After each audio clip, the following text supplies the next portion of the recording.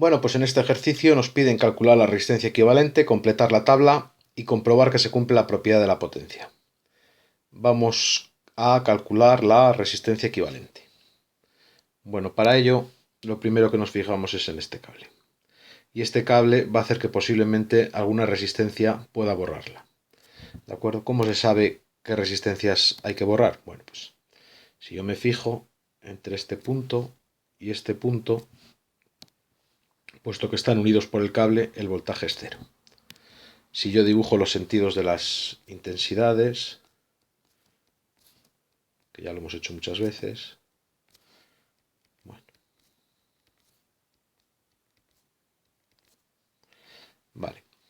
Bueno, pues si entre este punto y este punto, si estos dos puntos están unidos por cable, su voltaje es cero, por tanto, por cualquier otro camino que vaya de este punto a este punto, el voltaje también tiene que ser cero.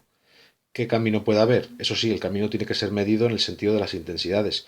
Yo no puedo tomar este camino, porque si es verdad que estoy yendo en el sentido adecuado al bajar por C, no es verdad que esté yendo en el sentido adecuado al viajar por E. Por tanto, este camino estaría prohibido para medir voltajes. El que sí que está permitido es este. Y como este está permitido, pues el voltaje por aquí tiene que ser cero. Como pasamos por la D, eso quiere decir que el voltaje de la D tiene que ser obligatoriamente cero. Entonces pongo un cero en el voltaje de la D y automáticamente puedo borrar la resistencia D. Vale, pues la borramos, nos olvidamos de la resistencia D. Ahí estamos. Vale, continuamos en nuestro estudio. Si nos fijamos, las resistencias C y E están en paralelo, aunque pueda no parecerlo en un principio. ¿Por qué? Pues porque de este extremo del C puedo ir a este extremo del E, es decir, están conectados independientemente del sentido en el que se muevan las cargas. Eso para esto no me importa. Lo que me importa es que esté un extremo del C conectado con el otro del E, habiendo solo cable. Es decir, puedo ir de un extremo del C al otro extremo del E simplemente por cable. ¿Puedo hacerlo? Sí, sí puedo. ¿Sin pasar por ningún otro elemento que no sea el cable? Sí, sí puedo. Y puedo ir del otro extremo del C al otro extremo del E también solo por cable. Se tienen que verificar las dos cosas. De un primer extremo a un primer extremo solo por cable y del segundo extremo al segundo extremo solo por cable. Si no se dan las dos condiciones, no están en paralelo.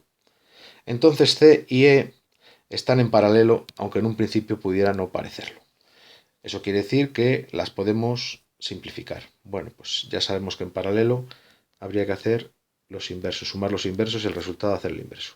O sea, un sexto más un tercio. Bueno, echamos esta cuenta, nos da 3 sextos, si lo simplificamos es un medio, si el un medio lo invertimos, pues nos da un 2. Eso quiere decir que la resistencia equivalente de C y E son 2 ohmios. Bueno, pues esto quiere decir que tenemos esta situación. El A no la hemos simplificado todavía, la ponemos como está. El B no lo hemos simplificado todavía, lo ponemos como está. El C y el E las vamos a cambiar las dos por esta de 2 ohmios. El F no la hemos simplificado todavía, la ponemos como está. El G no la hemos simplificado todavía, la ponemos como está. Vale, pues hay que seguir simplificando. Ya hemos empezado, pero no hemos acabado. Siguiente cosa que veo yo. Bueno, pues yo veo que estas dos están en serie. ¿De acuerdo? O sea que esas dos las puedo cambiar. ¿Por cuánto? Pues como están en serie, por la suma de las dos, es decir, por 1 más 2. Luego puedo cambiar esas dos resistencias por una resistencia de 3. Voy a hacerlo aquí mismo, borro y cambio esto por una resistencia de 3 ohmios. ¿Vale? Así no perdemos espacio. Bueno, pues seguimos simplificando. ¿Cómo está esto? Pues estas dos están en paralelo. Esta sí que se ve clara. Por tanto, puedo simplificarlo. Hay que hacer un noveno más un tercio. Estos son 4 novenos y el resultado hay que invertirlo. 9 cuartos. 9 cuartos, si lo pasamos, bueno, podemos seguir con la fracción. 9 cuartos. Luego yo puedo borrar esto de aquí, que es lo que he asociado, ¿vale? Y cambiarlo por una que valga 9 cuartos.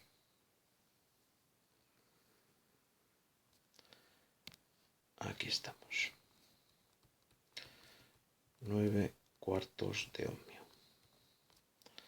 Bueno, como están estas tres, se ve claro en serie. Por tanto, lo único que hay que hacer es sumarlas. 2 más 9 cuartos más 1. 8 más 9 más 4. Y esto nos da 21 cuartos. Y 21 cuartos, pasado a decimal, es 5,25 ohmios. Y eso quiere decir que la resistencia equivalente son 5,25 ohmios. Y con esto hemos terminado el apartado A. Vamos con el B. Bueno, pues sabemos que esta casilla es 84 entre 5,25. Y esos son 16 amperios. También sabemos que esta casilla, la intensidad del D tiene que ser 0 amperios. ¿Vale? ¿Por qué? Pues porque este 0 tiene que ser igual a esta casilla por esta. Por tanto, la intensidad tiene que ser 0 amperios.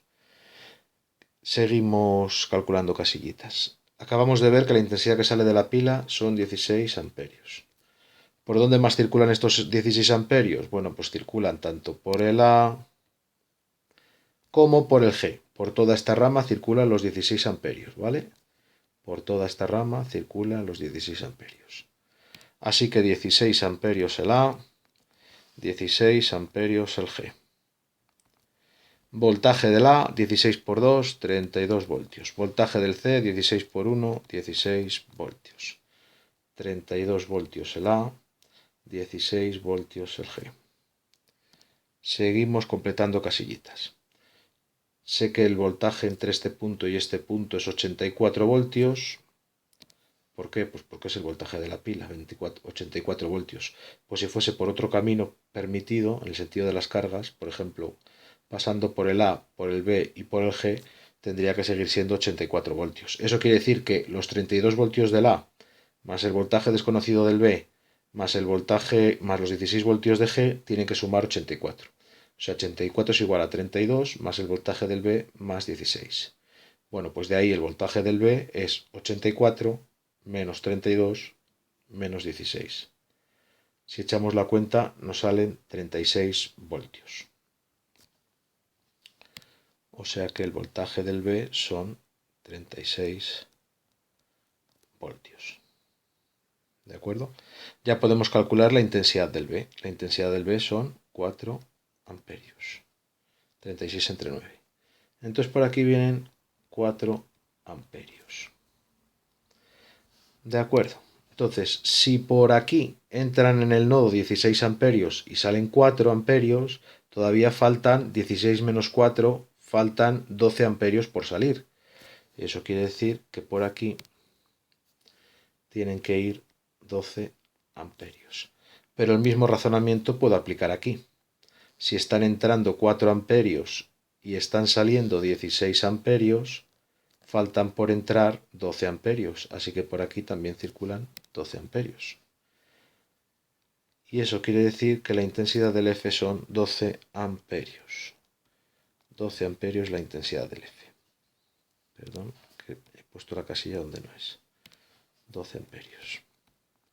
Por tanto, el voltaje del F son 12 voltios. 12 voltios es el voltaje del F. Vale, pues seguimos. Si el voltaje entre este punto y este punto, viniendo por aquí, es el voltaje del B, y el voltaje del B eran 36 voltios, que lo hemos calculado antes, bueno, pues si por aquí son 36 voltios, si fuese de este punto a este punto por otro camino, tienen que seguir siendo estos 36 voltios. Si cojo este camino que está permitido, porque viene el sentido de circulación de las cargas, pues quiere decir que el voltaje desconocido del C más los 12 voltios del F tienen que sumar 36. 36 es igual al voltaje del C más 12. Eso quiere decir que el voltaje del C es 36 menos 12.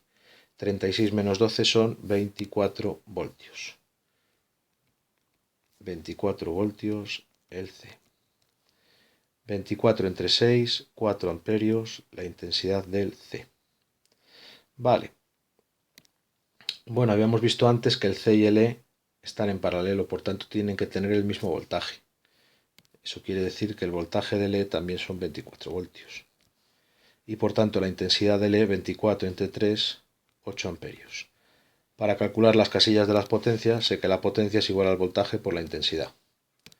Bueno, pues la potencia de la pila es 84 por 16, 1344 vatios. 32 por 16, 512 vatios. 36 por 4, 144 vatios. 24 por 4, 96 vatios. 0 por 0, 0 vatios. 24 por 8, 192 vatios. 12 por 12, 144 vatios. Y 16 por 16, 256 vatios. Con esto terminamos el B y vamos al C. Y el C simplemente es comprobar que 1344 vatios es igual a la suma de 512 más 144 más 96 más 0 más 192 más 144 más 256.